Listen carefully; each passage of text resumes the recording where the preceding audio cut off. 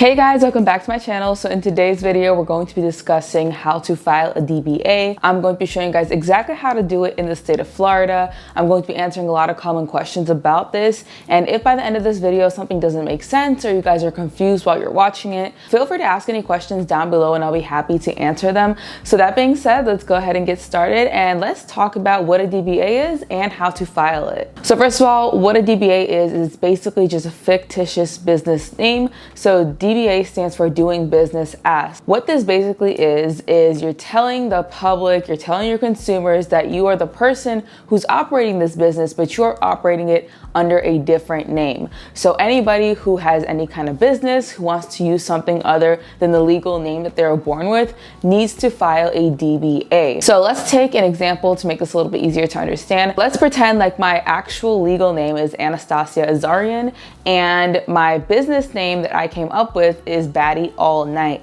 Now I cannot just operate under the name of Baddie All Night without legally registering it and telling people that I am the person operating this business. So that's what the purpose of the DBA is. It just basically says, hey, my name is Anastasia and I own a business called Baddie All Night and that's what I'm going to run under. Now, let me just clarify that just because you registered for a DBA does not give you the rights to use that name. That is something that's called a trademark, and we can get into trademarks a little bit in this video, but I'm not going to go too deep.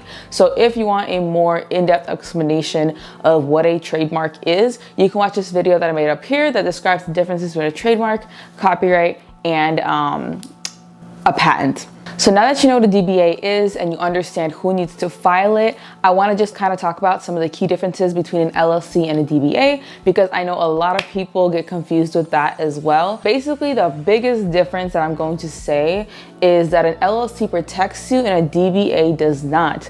Like I mentioned earlier in this video, a DBA is only telling consumers and the public that you are operating a business under a different name than the name that was given to you at birth. So it has no legal protection to you. It doesn't really do anything as far as protect your assets, but that's where an LLC comes in, and that's how you can start to protect your assets by putting your business under an entity. So I know that was kind of a brief explanation. There's a lot of little chunks and pieces that can go into those kinds of things. So if you guys have any questions, just feel free to ask below and I'll help you guys find the answer as best as I can. So that being said, I'm going to show you guys how to file for a DBA.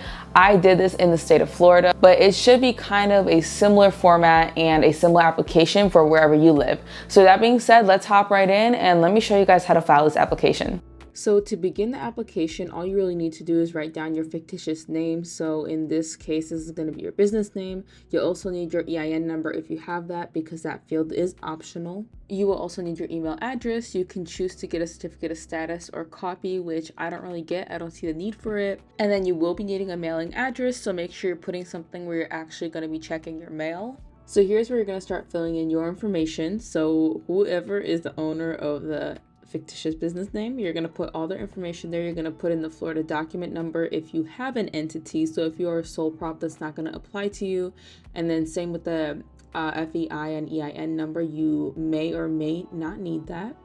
So if you have the same exact values for all of these boxes, you can go ahead and just mark the current checkbox that was there earlier. And then you're going to go ahead and provide your street address, your city, state, zip code, and country, and then you're going to go ahead and sign this off.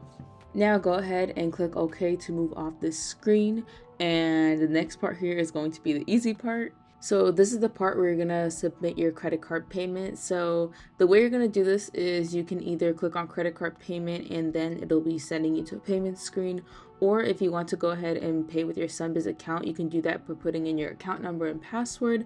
What I'm going to do is pay by credit card. So you click that, you'll get this screen where you put in your billing information, you click next, and sometimes they're going to have you just verify your address as per the mailing standard. So sometimes it might look a little different, but just go ahead and confirm that. So in the end, you want to go ahead and submit that payment. And then that is pretty much it. That is gonna print you out a receipt, which I always recommend grabbing. And that is how you file the DBA. So that is pretty much all I have for you guys as far as a DBA. Again, if you guys have any questions, feel free to ask down below. I'll be more than happy to try to get you an answer.